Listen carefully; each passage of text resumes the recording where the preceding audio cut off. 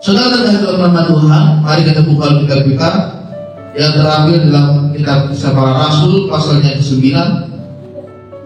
Kita akan baca dari ayat ke-13 sampai dengan ayat ke-16.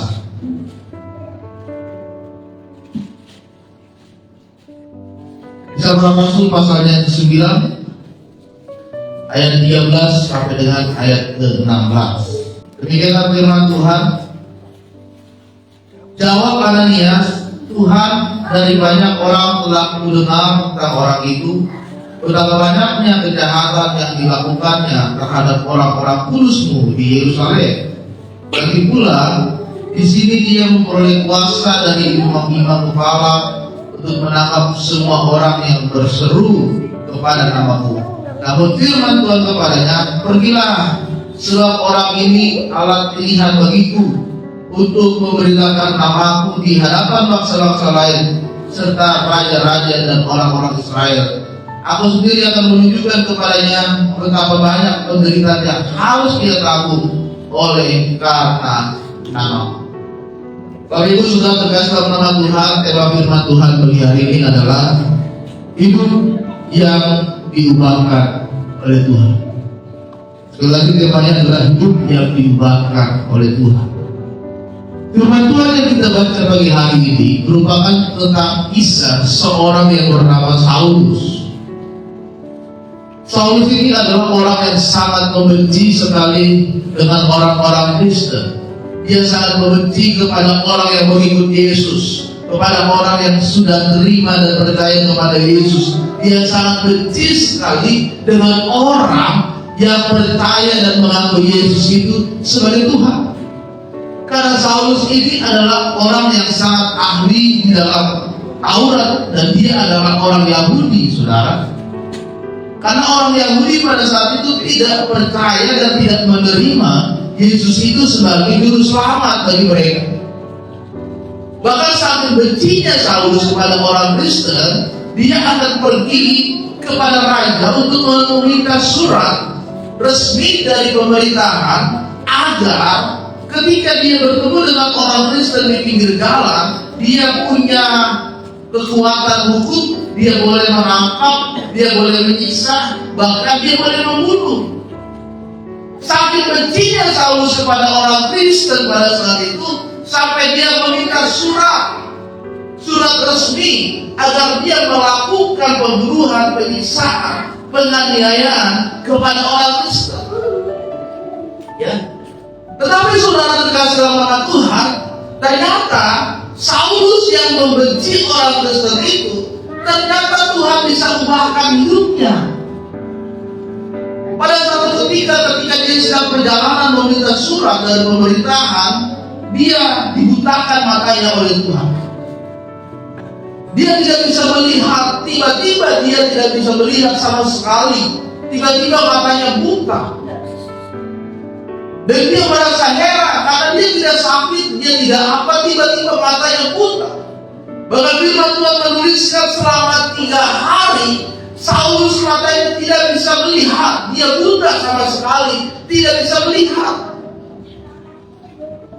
Kemudian Tuhan mengutus hambanya bernama Ananias untuk menemui Saulus dan mendoakan agar Saulus bisa sembuh, agar mata Saulus bisa kembali melihat. Tetapi Ananias sendiri berkata, Tuhan, untuk apa Tuhan menyuruh saya ke tempat dia? Ya. Untuk apa Tuhan? Dia kan jahat. Tuhan, kau tak tahu berapa banyak orang yang sudah disiksa, dianiaya oleh Saulus. Ya. Tetapi apa jawaban Tuhan? Di dalam firman Tuhan, Yesus berkata, dia adalah alat yang dipakai untuk memberitakan kepada bangsa-bangsa. Saulus yang seorang penjahat, Saulus yang membenci orang Kristen, Saulus yang tidak menerima Yesus pada saat itu sebagai Tuhan, Tuhan ubahkan hidupnya dan dia dipakai menjadi alat Tuhan untuk menjadi saksi kepada orang-orang lain. Saudara terkasih dalam nama Tuhan, hari ini Tuhan rindu supaya hidup kita kita diubahkan oleh Dia. Mungkin selama ini kita benci dengan orang lain, mungkin selama ini kita benci dengan orang tua kita, mungkin saat ini kita benci dengan pasangan kita benci dengan saudara-saudara kita. Tetapi saudara, kebencian itu biarlah diubahkan oleh Tuhan menjadi hati yang mengasihi. Mungkin selama ini kita melakukan dosa, kita melakukan pelanggaran yang tidak menyenangkan hati Tuhan. Tetapi hari ini, biarkan Tuhan mengubahkan hidupmu sehingga kita semakin hidup benar lagi di hadapan Tuhan. Karena Tuhan tidak melihat orang itu baik atau benar yang di hadapan Dia.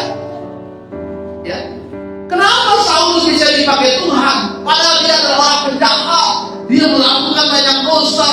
Dia menganiaya orang-orang Kristen pada saat itu. Karena Tuhan rindu agar Saulus juga diselamatkan. Kalau Tuhan hanya melihat orang yang baik, orang yang benar, mungkin banyak orang yang tidak selamat.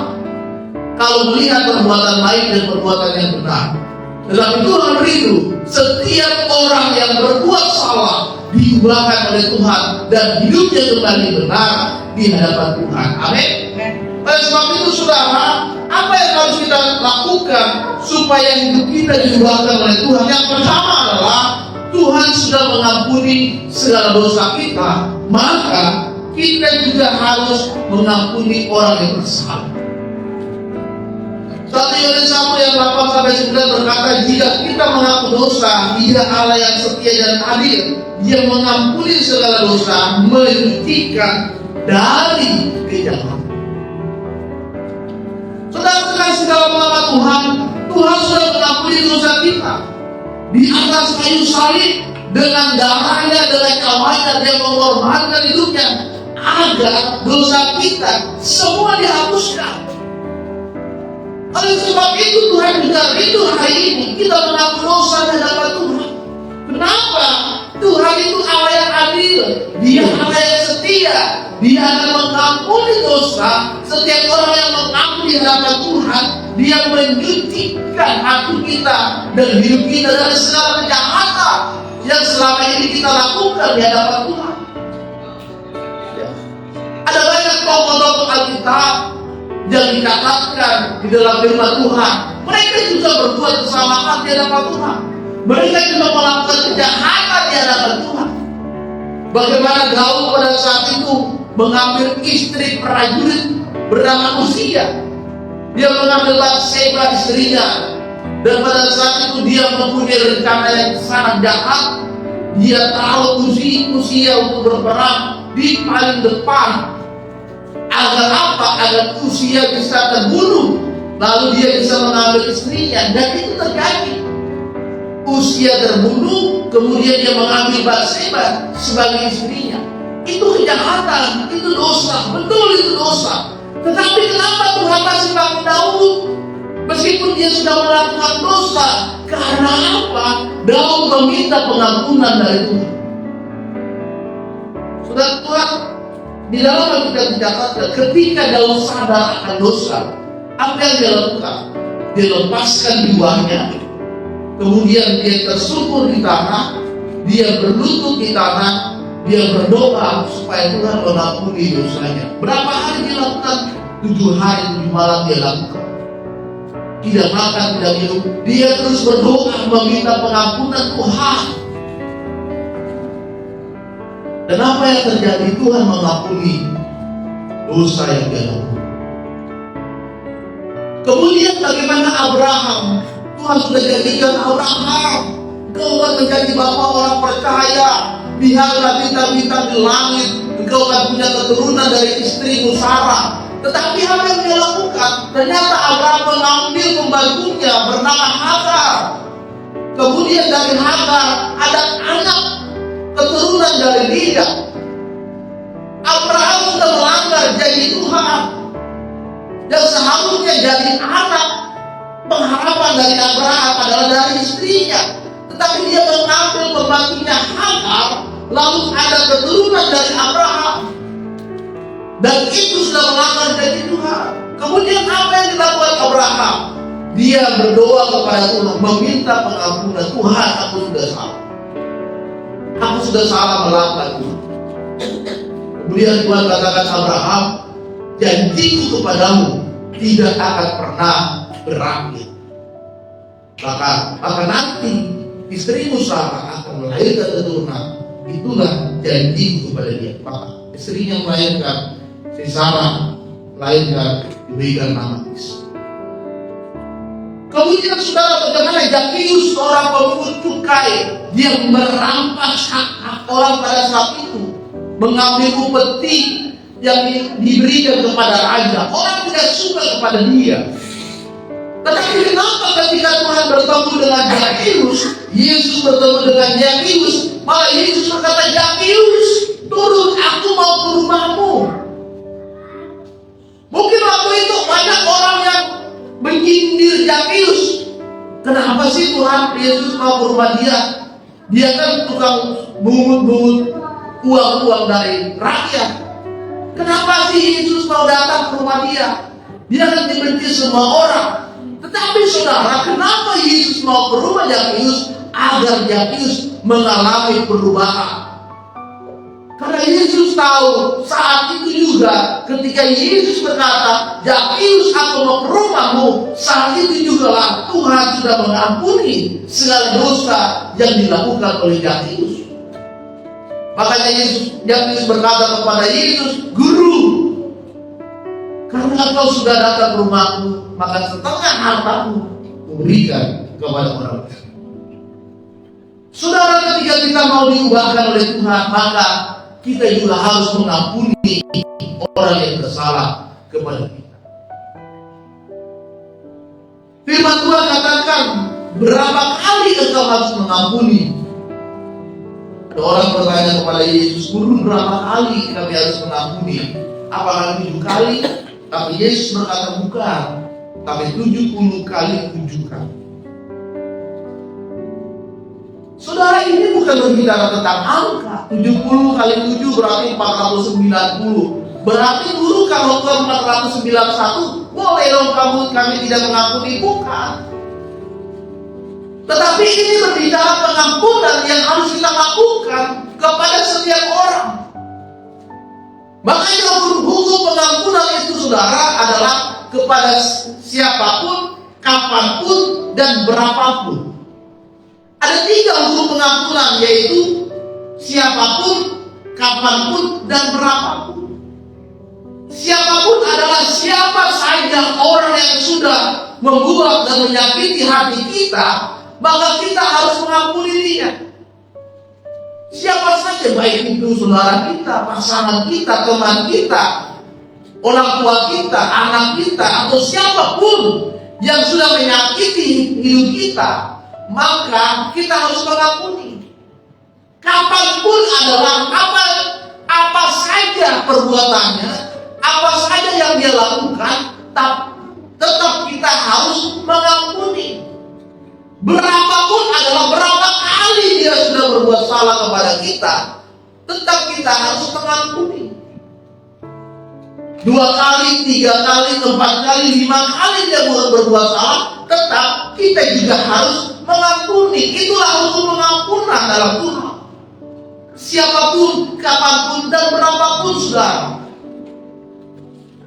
Ada orang bilang, oh pokoknya ini terakhir kali ya, kamu saya maafkan. Besok kalau berulang kali, kamu ulangi lagi, saya nggak maafkan. Bukan, tidak begitu perihal kita mengampuni orang lain.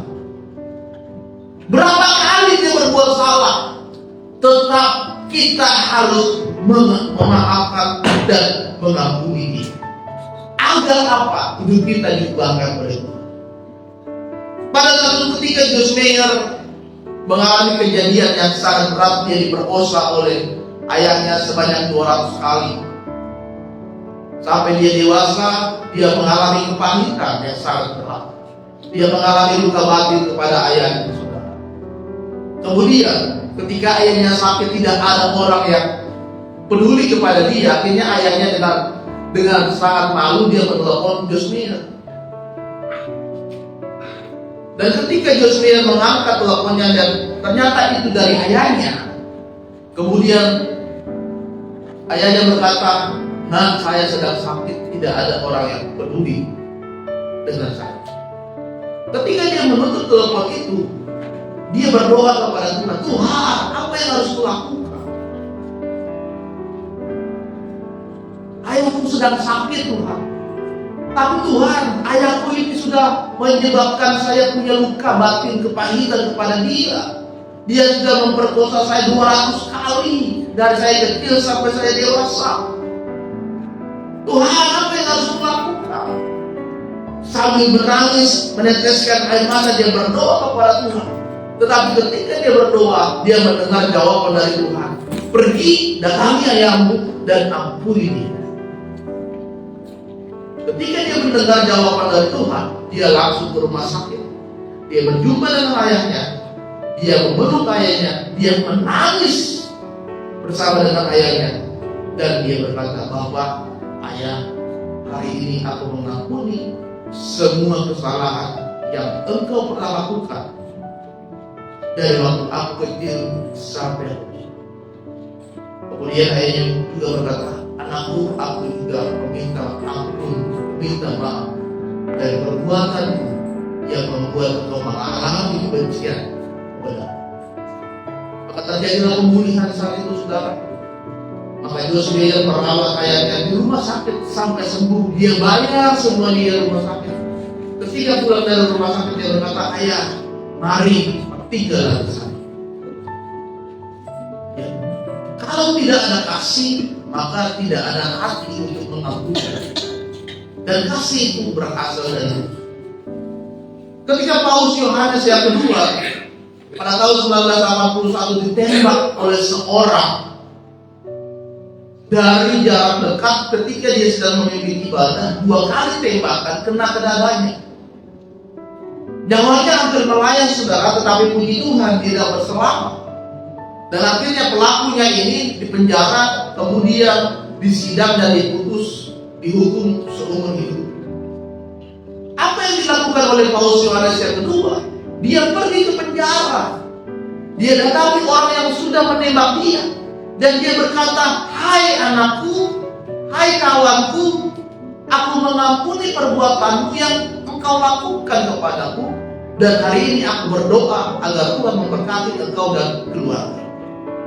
Padahal dia sudah hampir meninggal karena perbuatan dari orang yang sudah menembak dia. Tetapi karena ada kasih yang berasal dari Yesus, dia bisa berkata kepada orang lain, aku mengampuni.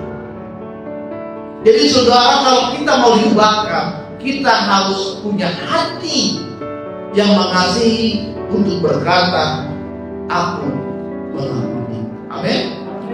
Yang kedua, yang harus kita lakukan adalah kita harus meninggalkan dosa kita. Ketika Saulus waktu itu didoakan oleh Ananias, kemudian dia sembuh dan matanya bisa kembali melihat, apa yang dilakukan oleh Saulus? Apakah dia kembali menganiaya orang Kristen? Apakah dia kembali menyiksa orang Kristen? Tidak. Firman Tuhan katakan Saulus bergabung dengan orang-orang yang percaya kepada Yesus. Dia belajar Injil kebenaran firman Tuhan ke situ. Kemudian ketika dia sudah mengerti dan paham, dia pergi ke daerah-daerah menyampaikan Injil kebenaran itu. Artinya saudara, Paulus meninggalkan kejahatan yang lama, meninggalkan dosanya yang lama, kemudian dia menjadi seorang yang memberi hati untuk melayani Tuhan. Kisah Rasul 3 ayat 19 berkata, sadar dan bertobatlah supaya dosamu dihapuskan, agar mendatangkan kelegaan kepada kita. Kita harus sadar akan dosa kita saat ini. Jangan terus kita terbuai di dalam dosa, menikmati dosamu saat ini. Harus ada titik balik, harus ada keinginan, harus ada kesadaran. Saya harus berubah saat ini. Karena di Roma 12 ayat 1 berkata, persembahkanlah tubuhmu sebagai persembahan yang hidup, yang kudus, dan yang berkenan kepada-Mu. Kita datang ke gereja, kita untuk mempersembahkan tubuh kita. persembahan yang diterima oleh Tuhan adalah persembahan hidup yang kudus. Karena Dia adalah Allah yang kudus. Kita punya hati kotor, kita punya perkataan kotor, kita punya perbuatan yang tidak baik, kemudian kita datang ke gereja, Tuhan aku persembahkan hidup, apakah diterima? Tidak akan diterima. Bicara kita masih bicara kotor kepada orang lain, bicara kasar kepada orang lain. Perbuatan kita masih perbuatan yang tidak baik di hadapan Tuhan, mencuri, menipu, yang menyiksa orang, ringan tangan, ringan kasar kepada orang lain. Hati kita masih hati yang busuk di hadapan Tuhan. Kemudian kita datang, Tuhan aku persembahkan ini, gak bakal diterima, saudara. Kenapa? Karena kita masih berat untuk meninggalkan dosa. Kita masih tidak mau hidup di dalam kekudusannya Tuhan. Dan kita masih menikmati dunia yang hari ini makin hancur pada dosa. Oleh sebab itu, saudara, marilah kita tinggalkan dosa kita. Agar apa? Agar Tuhan bisa mengubahkan hidupmu saat ini. Roma 12 ayat 2 berkata, jangan serupa dengan dunia ini, berubahlah. Berubahlah oleh budi, oleh pikiran. Agar apa? Kita bisa berpikir, bisa membedakan mana yang baik, mana yang benar, mana yang tidak boleh, mana yang dilarang oleh Tuhan. Sehingga saudara kita tahu, oh ini dilarang oleh Tuhan, oh ini tidak boleh oleh Tuhan, oh ini harus saya lakukan karena ini benar menurut firman Tuhan. Dimulai dari mana? Dimulai dari pikiran kita yang diubahkan oleh Tuhan. Banyak orang melakukan dosa karena apa? Pikirannya belum diubahkan oleh Tuhan. Ubah cara berpikirmu, ubah cara pandangmu, sehingga cara pandang kita adalah kristosentris. Tujuan utama adalah kepada Yesus di dalam hidup kita. Amin. Saudara melayani untuk Tuhan, bukan untuk gembala, bukan untuk saya, bukan untuk jemaat. Saudara bekerja untuk Tuhan, bukan untuk orang lain, bukan untuk kepentingan pribadi. Saudara sekolah untuk Tuhan. Kalau saudara sekolah untuk Tuhan, artinya pasti kita akan berusaha memberikan yang terbaik kepada Tuhan. Bekerja yang terbaik, melayani, berikan yang terbaik kepada Tuhan. Sehingga kita tidak ada waktu lagi untuk melakukan dosa. Ya, saudara, Tuhan rindu kita meninggalkan dosa. Karena apa? Firman Tuhan katakan 1 Korintus 6 ayat 19, tubuh kita ini adalah bait Allah, bukan milik kita sendiri. Kita sudah dibeli lunas oleh Tuhan. Dibeli dari mana? Dibeli oleh salib Yesus. Salib Yesus, nyawa Yesus, perbuatan Yesus membayar lunas hidupmu sehingga dosamu diampuni, dan sekarang hidupmu bukan milikmu lagi, dan hidupmu sekarang milik Yesus. Oleh sebab itu jangan rusak hidupmu yang sudah milik Yesus oleh dosa. Jangan rusak tubuhmu yang sudah milik Yesus kembali dengan dosa. Maka mulailah berubah untuk hidup di dalam kekudusan. Ketika Yesus disalibkan bersama dengan 2 orang penjahat, ya, di penjahat sebelah kanan itu bernama Dismus, dan di penjahat sebelah kiri bernama Gerses. Penjahat yang sebelah kiri bernama Gerses, dia meledek Tuhan Yesus dan berkata, katanya kamu raja, buktikan dong kamu raja, tapi kok kamu sekarang disalib? Tetapi penjahat sebelah kanan bernama Gerses, bernama Dismas, dia berkata, Tuhan, berikanlah aku tempat ketika engkau nanti menjadi. Yang sebelah kiri bernama Gerses itu dia memuja Yesus ketika disalib. Sedangkan di sebelah kanan bernama Dismas, dia mengaku Yesus dan dia percaya kepada Yesus. Apa yang dikatakan oleh Yesus? Hai engkau, kepada Dismas sebelah kanannya, dia berkata, hari ini juga engkau akan bersama-sama denganku. Penjahat sebelah kanan dia mengaku Yesus sebagai Tuhan, dan penjahat sebelah kiri itu memuja Yesus. Mana yang mendapatkan tempat yang layak di sebelah kanan? Dia mengaku Yesus, dia mengaku kesalahannya, dan dia percaya kepada Yesus, dia mendapatkan tempat bersama dengan Yesus. Sebelah kiri memuja Yesus, tidak percaya kepada Yesus. Dia sudah berbuat dosa karena dia disalib, pasti ada kejahatan yang berat dilakukan, dan dia tidak percaya dan dia tidak masuk ke dalam kerajaan surga bersama dengan Yesus. Jadi hari ini saudara yang kedua, mari tinggalkan dosa, terima Yesus dan ikutlah Yesus. Yang terakhir saudara, agar hidup kita diubahkan, kita mari hidup kita semakin dekat dengan Tuhan. Mazmur 145 ayat 18 berkata, Tuhan dekat pada setiap orang yang berseru dan setia, dan Tuhan akan mendengarkan teriakan minta tolong dan menyelamatkan. Mazmur berkata, Tuhan dekat kepada setiap orang yang berseru dan setia, dan teriakan pertolongan dari orang itu akan didengar oleh Tuhan, dan dia akan diselamatkan.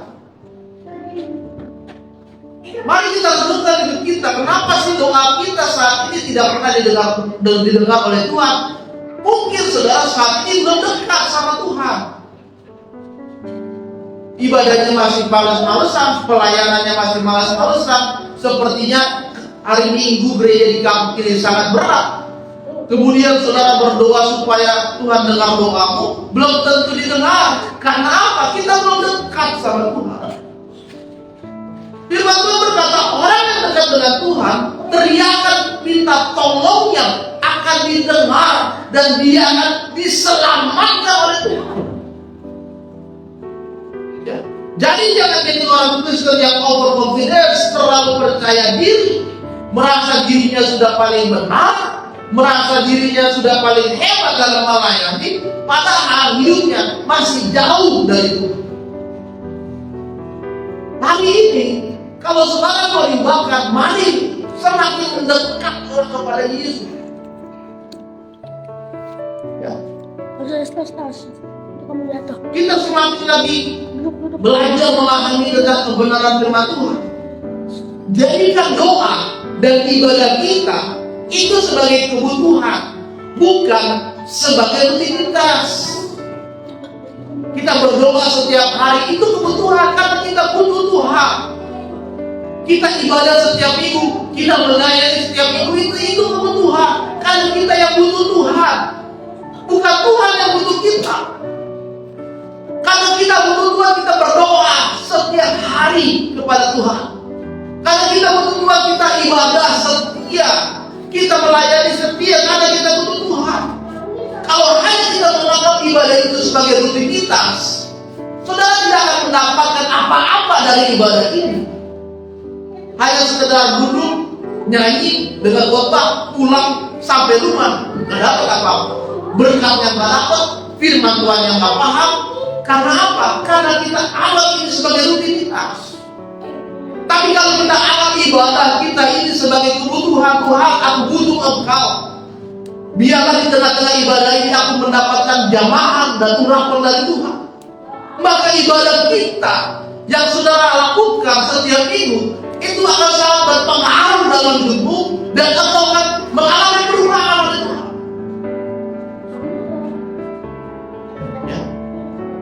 Sehingga ketika nanti gereja kita ini ada baptisan, saudara datang, Pak, saya siap dibaptis. Saudara terkasih dalam nama Tuhan, saya dibaptis itu kelas 3 SMA. Kenapa? Karena waktu saya zaman sekolah, meskipun bapak saya pendeta, saya sekolah itu nggak benar-benar amat.